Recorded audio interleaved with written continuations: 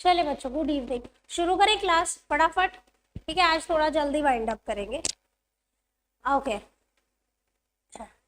ये वाला फॉर्मेट हमने लास्ट लेक्चर में लर्न किया। बच्चे अब बात नहीं प्लीज, कौन बात कर रहा है। स्टेटमेंट ऑफ पीएनएल हमने लर्न कर लिया था लास्ट लेक्चर में। आपको बताया था 7 पार्ट्स में डिवाइडेड है, याद है? 7 कौन से? रेवेन्यू फ्रॉम ऑपरेशन यानी आपने जो कोर बिजनेस एक्टिविटी से कमाया। अदर इनकम यानी आप कोर बिजनेस एक्टिविटी के अलावा अगर कोई इनकम, यादव जी फोन है हाथ में सब, हाँ उधर रख दो, इधर। हाँ, अदर इनकम अगर आपने कोर बिजनेस एक्टिविटी के अलावा कुछ अर्न किया है, दोनों को जोड़ देंगे तो हमारा क्या आ जाएगा? Total revenue. ये हमारी इनकम साइड हो गई। एक्सपेंस है, एक्सपेंस को अभी देखते हैं। एक्सपेंसेस सारे माइनस करेंगे, फिर हमें क्या मिल जाएगा? Profit before tax.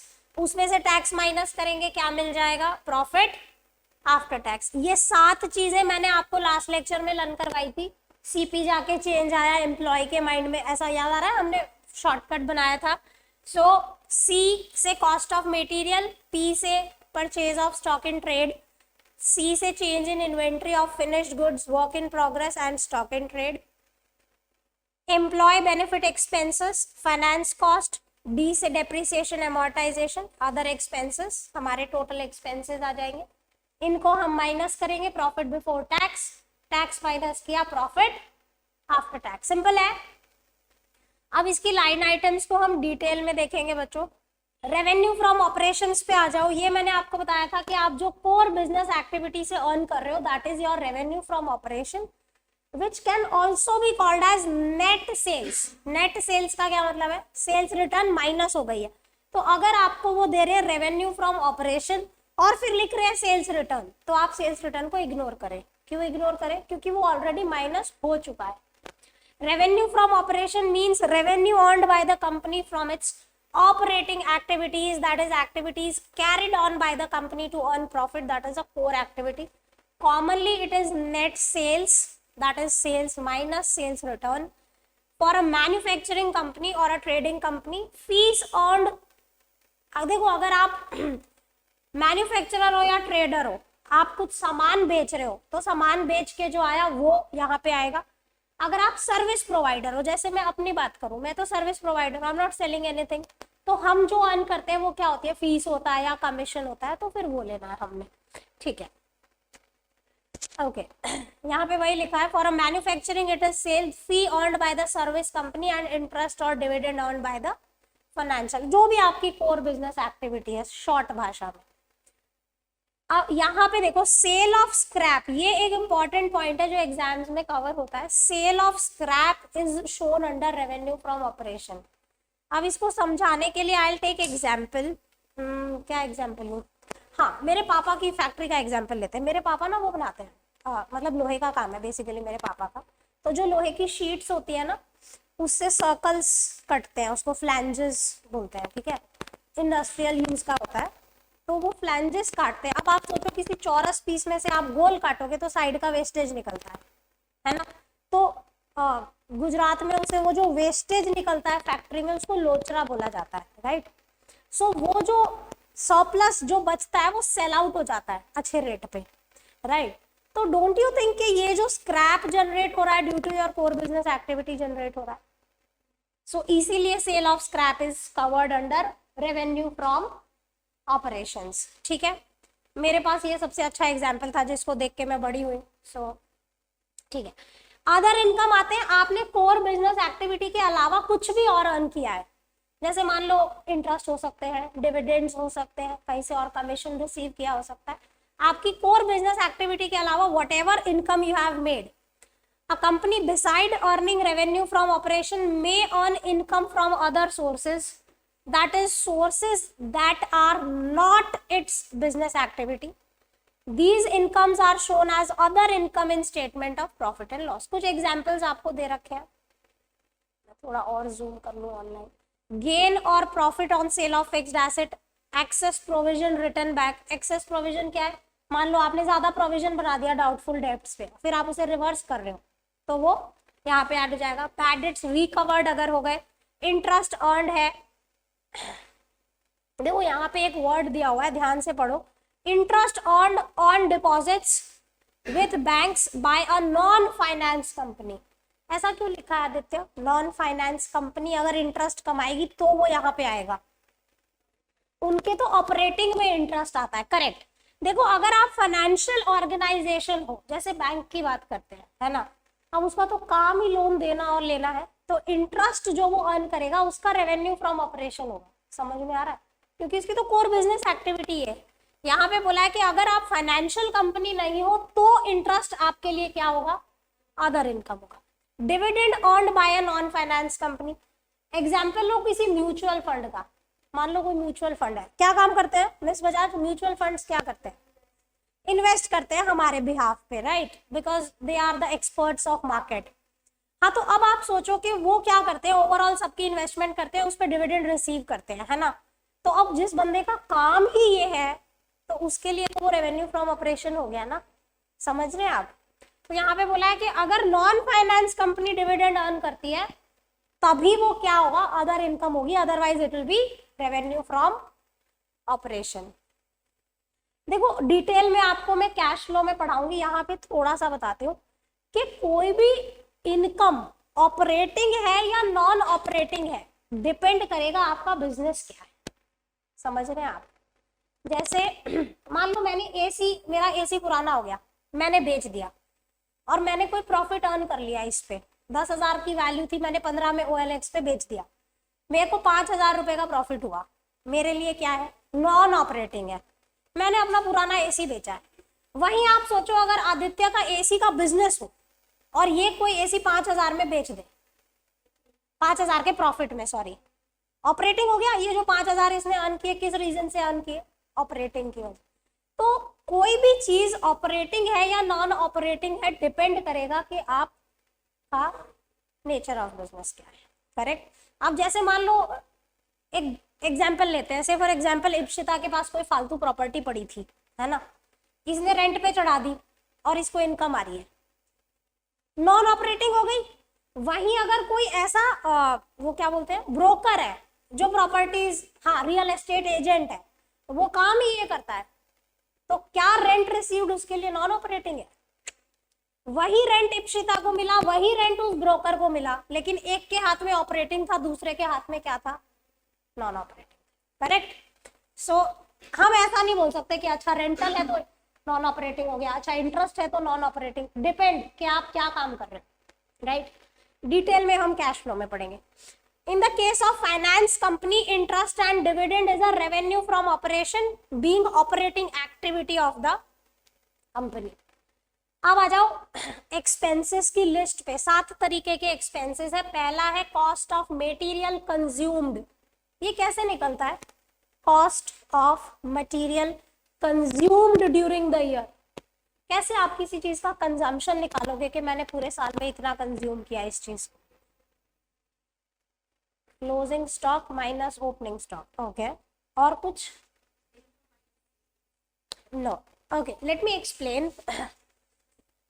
ये है ना, पीडीएफ में लिखने से ये बंद हो जाता है, मेरे को tension. Opening plus purchase during the year minus, ये रॉ मटेरियल की बात हो रही है। जैसे मान लो हिमांशु की कोई फैक्ट्री है, ठीक है, ये शर्ट बनाता है, शर्ट बनाने का रॉ मटेरियल क्या होगा? कपड़ा, टेक्सटाइल, है ना। इसने क्या किया, जब इसका साल शुरू हुआ, पिछले साल का 50,000 रुपए का माल पड़ा था, ओपनिंग कितना था इसके पास, पिछले साल का बचा हुआ कपड़ा कितना था? 50,000 रुपीज। इसने ड्यूरिंग द ईयर 5 लाख का कपड़ा और खरीदा, टोटल कितना हो गया? 550।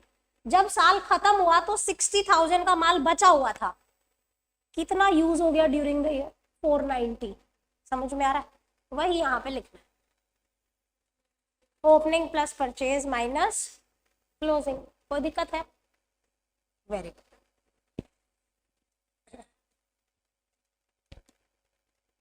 देखो जितना भी आप मटेरियल खरीदते हो ड्यूरिंग द ईयर, वो पूरा आपका खर्चा नहीं होता है। क्यों नहीं होता? जितना यूज करोगे उतना ही तो खर्चा होगा। तो जो बचा हुआ था प्लस जो और खरीदा माइनस जो बच गया, सो that is the amount that you have actually spended during the year, correct. Okay चले आगे चले। कॉस्ट ऑफ मटेरियल कंज्यूम्ड समझ में आ गया। Cost of material consumed is the first line item in the expense part of P&L. The term material means raw material or any other material used in manufacturing the goods. Cost of material consumed means cost of raw materials and other materials consumed in manufacturing the goods. That is opening plus purchase minus closing. कोई दिक्कत है? चले आगे। ठीक है। Purchase of stock in trade. Purchase of stock in trade means purchase goods purchase for reselling. Purchase for reselling, जैसे मान लो यहाँ पे मैन्युफैक्चरर की बात नहीं हो रही, अगर कोई ट्रेडर बंदा है तो वो तो कुछ भी मैन्युफैक्चर नहीं कर रहा, वो क्या कर रहा है, ड्यूरिंग द ईयर खरीदता है और वो उसे बेच देता है। से yes. Okay, so purchase of stock in trade means goods purchased for reselling. If the company carries out further processing on the goods purchased, they do not remain in stock in trade but become a part of cost of material consumed. क्या कह रहे हैं कि अगर आपने further process करके किसी चीज को बेचा है, जैसे मान लो कुछ खरीदा, उस पर थोड़ी बहुत प्रोसेसिंग की और फिर उसे बेच दिया, तो फिर वो क्या कहलाएगा, मटेरियल हो जाएगा, फिर वो फिनिश्ड प्रोडक्ट नहीं रहेगा। For example, if a company purchase paper, it will be shown as purchase of stock in trade. But if paper is purchased for manufacturing the copies, क्या हो जाएगा, रॉ मटेरियल। आप कहीं से पेपर खरीद रहे हो और आगे बेच दे रहे हो, तो ये हो गया purchase of stock in trade. आप कहीं से पेपर खरीद रहे हो, उससे नोटबुक्स बना रहे हो, फिर बेच रहे हो, चेंज हो गया, ये पेपर रॉ मटेरियल बन गया। समझ में आ रहा है? ओके अब आ जाओ बच्चों, change in inventory of a finished goods और WIP। WIP होता है वर्क इन प्रोग्रेस। ठीक है, अब देखो जब हम मटेरियल की बात कर रहे थे तो हमने क्या फॉर्मूला लिया था, opening plus purchase minus closing. लेकिन अगर आप फिनिश्ड प्रोडक्ट्स में डील कर रहे हो, ट्रेडर हो, तो आपने परचेज तो एक हेड बना दिया कि भाई मैंने जो खरीदा परचेज वो तो एक हेड में आ गया, लेकिन ये ओपनिंग क्लोजिंग बच गया, उसका क्या, ओपनिंग माइनस क्लोजिंग बच गया ना। आपने बीच का परचेज तो एक हेड में लिख दिया, अभी भी ओपनिंग माइनस क्लोजिंग रह गया, वो इधर आएगा, change in inventory of a finished product. Getting my point? चाहे वो रॉ मटेरियल हो चाहे वो फिनिश्ड प्रोडक्ट हो, P&L में इफेक्ट उसी की जाएगी, opening plus purchase minus closing. समझ में आ रहा है क्या? क्यों? सुनो मैं आपको समझाऊंगी, अभी कंफ्यूजन आपको हो रहा है क्योंकि आपको ट्रेडिंग अकाउंट से मैंने नहीं समझाया, थोड़ा वेट करो, आई विल एक्सप्लेन। हाँ हम्म नहीं, आप ना ओपनिंग क्लोजिंग में कंफ्यूज मत हो, अभी मैं आपको ट्रेडिंग अकाउंट से समझाऊंगी। फिलहाल आप ये समझो कि ओपनिंग क्लोजिंग का जो डिफरेंस है वो यहाँ पे आएगा, और परचेज जो है वो हमने दूसरे हेड में डाल दी। समझ में आ रहा है? अल्टीमेटली हमारा जो कॉस्ट होता है ना बच्चों, वो यही होता है, opening plus purchase minus closing. ठीक है, अभी ट्रेडिंग से समझाऊंगी, थोड़ा सा वेट करो। 3 पॉइंट समझ में आ गए? अगर आप रॉ मटेरियल की बात करोगे तो रॉ मटेरियल के लिए पूरा एक ही हेड बना दिया है, opening plus purchase minus closing करके लिख दो।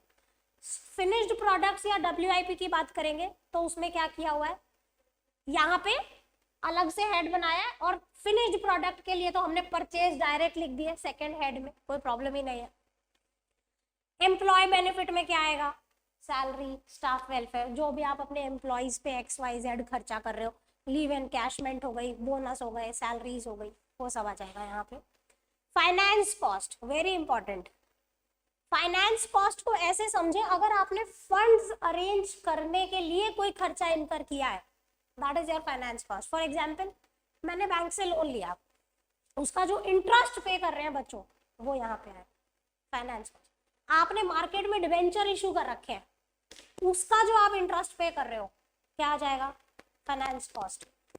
आपने बैंक OD पे अगर कोई इंटरेस्ट पे किया, कहाँ पे आ जाएगा, सीधा सा सीधी भाषा में अगर फंड अरेंजमेंट के लिए कोई कॉस्ट इनकर करनी पड़ रही है, सो that is a finance cost, simple है, रीड कर लेते हैं। Finance cost means incurred by the company on borrowings, that is loans taken. It therefore includes interest paid on borrowings. It may be long term, it may be short term.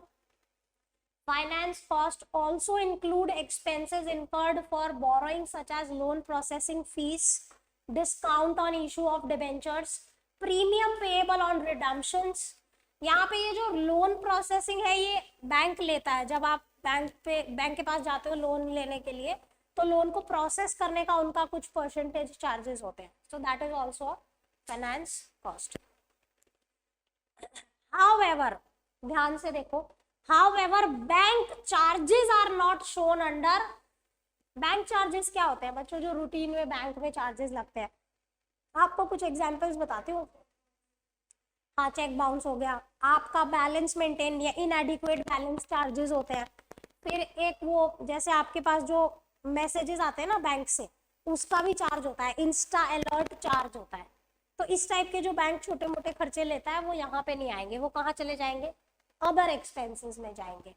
They are not a part of finance. ये मत सोचना कि bank charges है, bank ले रहा है तो मतलब फाइनेंस कॉस्ट ही है, नहीं। आपको फाइनेंस के लिए याद रखना है कि फंड अरेंजमेंट के लिए अगर आपको कोई भी खर्चा करना पड़ रहा है, that is finance cost. Depreciation amortisation क्या है, डेप्रिसिएशन लगता है टेंजिबल एसेट्स पे, एमोर्टाइजेशन लगता है इनटेंजिबल एसेट्स पे, तो वो दोनों यहाँ पे आएंगे। अदर एक्सपेंसेस में क्या हो जाएगा, आपके जो भी खर्चे बच गए, whatever expenses, क्या हुआ, ऑनलाइन कोई कुछ कहना चाहा, I'll just go and read, पहले ये फिनिश करते हैं।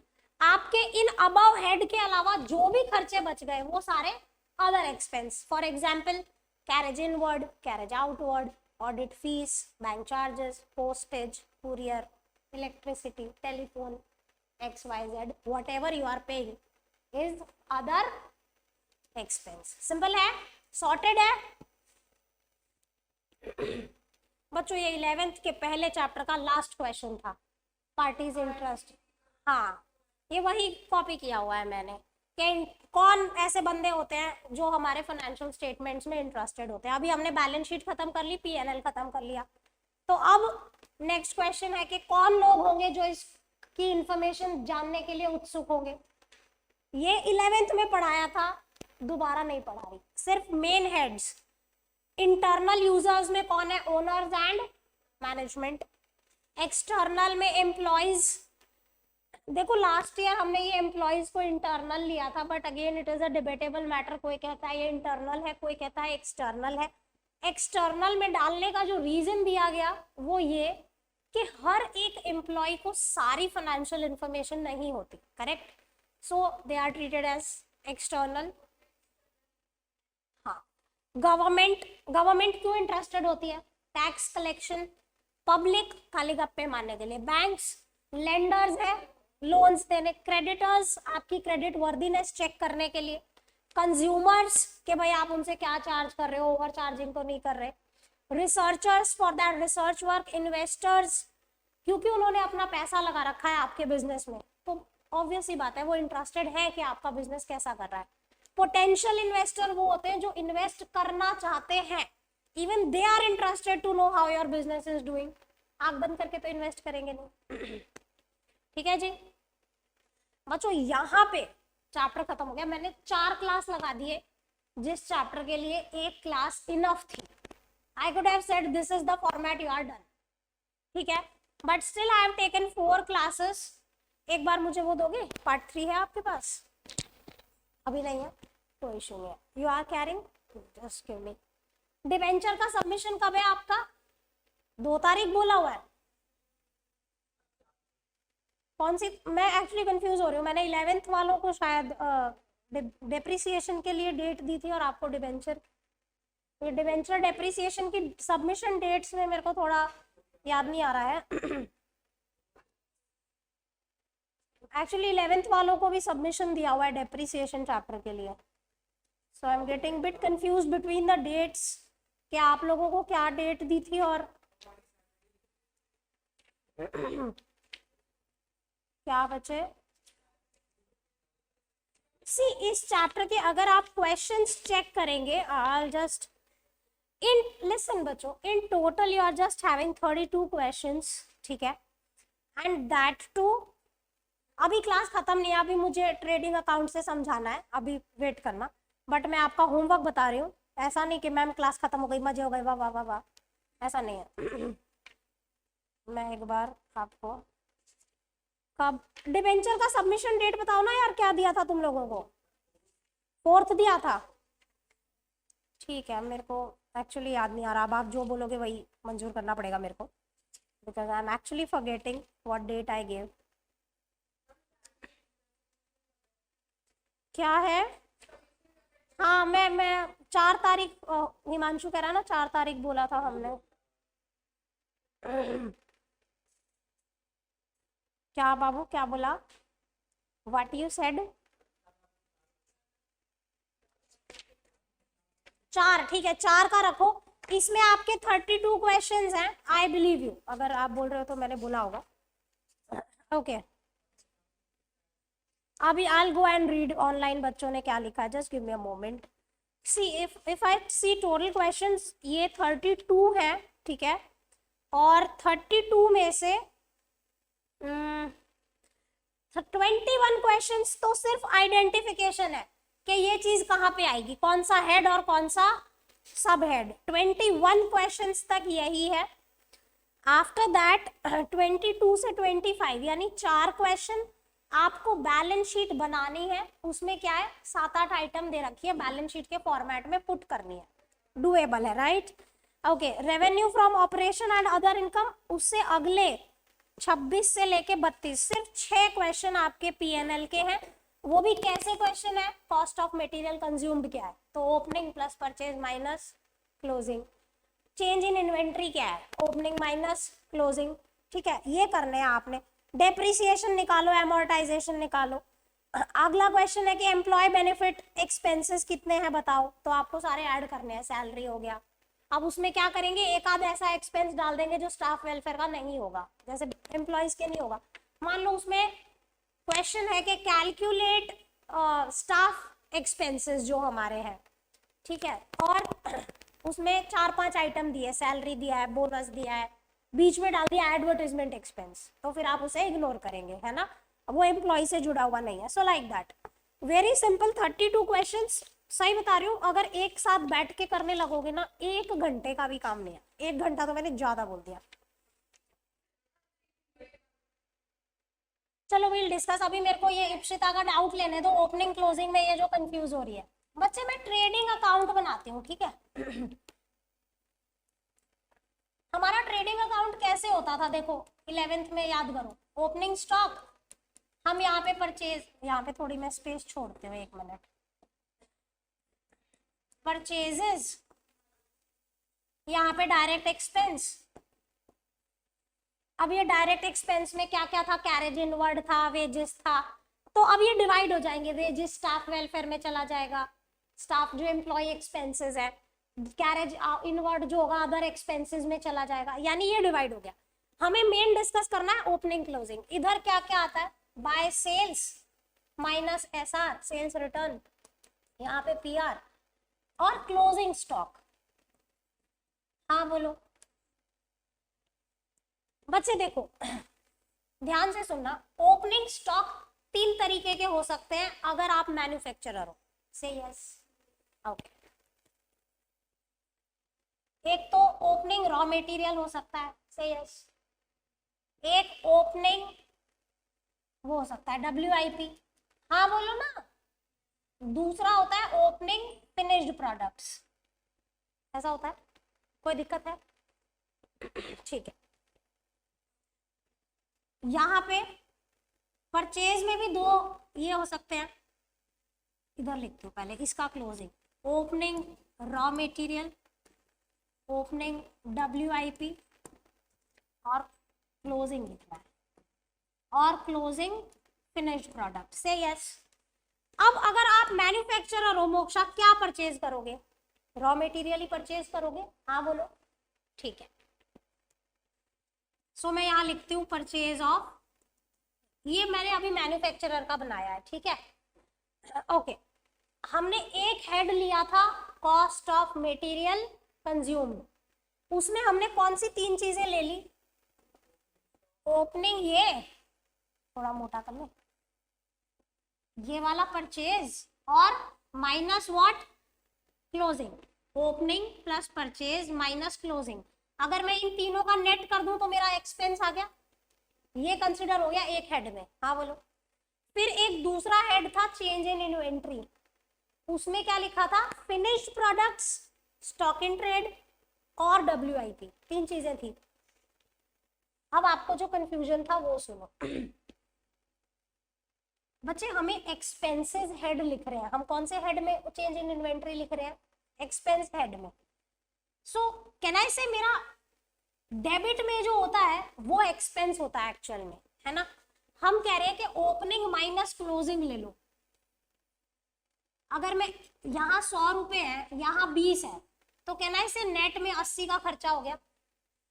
ओपनिंग माइनस क्लोजिंग होती है ये, ठीक है? अब फिनिश्ड प्रोडक्ट ले ले, ओपनिंग माइनस दिस। अगर ये मेरा 200 है और ये 30 है तो 170 हो गया। एक्सपेंस हेड लिखना है ना बच्चे हमने, समझ में आ रहा है आपको? तो जो रॉ मटेरियल था उसको तो हम पहले ही नेट ऑफ कर दे रहे हैं, और फिनिश्ड प्रोडक्ट और WIP को किस में जाके कर रहे हैं? चेंज इन इन्वेंट्री में। ये तो था मैन्युफैक्चरर का ट्रेडिंग। अब आप आ जाओ इसमें। अगर आप नॉर्मल ट्रेडर हो, आप कुछ मैन्युफैक्चर नहीं कर रहे, तो आपका ट्रेडिंग अकाउंट कैसा होगा? Opening stock. मैं इससे इसलिए समझा रही हूँ क्योंकि आपने पूरा 11th पढ़ा है, तो आपको समझ में आएगा, ठीक है जी? अब हम है ट्रेडर, हम कुछ मैन्युफैक्चर नहीं कर रहे, तो कॉस्ट ऑफ मटेरियल कंज्यूम्ड तो खत्म ही हो गया, है ना? हमारे पास सिर्फ परचेज है और ये ओपनिंग क्लोजिंग है, ये फिनिश्ड प्रोडक्ट ही होंगे क्योंकि हम ट्रेडर है, हमारे पास कोई रॉ मटेरियल WIP कुछ नहीं है। परचेज जो था ये मैंने एक अलग से हेड बना दिया, एक्सपेंसेस में था ना, purchase of stock in trade, second head. Cost of material consumed के बाद कौन सा हेड था? अब यहाँ पे कॉस्ट ऑफ मटेरियल कंज्यूम्ड तो खत्म हो गया क्योंकि हम ट्रेडर है, हम मैन्युफैक्चरर है ही नहीं। अब बच गया ये ओपनिंग और क्लोजिंग, तो मैं इनको नेट करूंगी तब तो मुझे डेबिट का एक्सपेंस मिलेगा ना। सो आप जो क्लोजिंग माइनस ओपनिंग कह रहे हो वो गलत है। चेंज इन इन्वेंट्री होती है ओपनिंग माइनस क्लोजिंग। कि साल की शुरुआत में क्या थी, साल के अंत में क्या है, क्या चेंज आया, ये फाइंड करना है हमने। कितना खर्चा हुआ है, क्योंकि आप इसमें से इसको माइनस करोगे तब ना डेबिट आइटम का नेट मिल रहा है आपको। अगर आप इसमें से इसको माइनस करोगे तो क्रेडिट आइटम का नेट, समझ रहे हो? हमें चाहिए debit figure because we are noting down expenses, इसीलिए opening minus closing. Sorted? Very good. So as a part of your homework, you will be solving this 32 questions, which will hardly take an hour to finish. That's all for this chapter. अगली class में दूसरा chapter खत्म हो जाएगा, पता नहीं पूरी class लगेगी भी या नहीं। एनालिसिस ऑफ फाइनेंशियल स्टेटमेंट 3 या 4 पेज का चैप्टर है। You just need to know कि एनालिसिस होती क्या है, हम क्यों करते हैं, एनालिसिस के टूल्स क्या क्या अवेलेबल है। Only 1 class it will take and it will be done. उससे अगला chapter might be 2 classes we will need for that, ठीक है? No no, not accounting ratios, I am talking about common size and comparative, ठीक है? So next class में आपका second chapter खत्म हो जाएगा। That's all for the day, that's all for this chapter. Still if you have any doubts you are most welcome, ठीक है? 4 class बहुत ज्यादा लगा दी इस चैप्टर के पीछे, है ना? बहुत ज्यादा लगा दिया मतलब। तो मेरा दिल इतना बड़ा है, क्या करें, दरिया दिल एकदम। चलो ठीक है, एंजॉय करो, बाय बाय। अपनी तारीफ करते रहते हो मैम,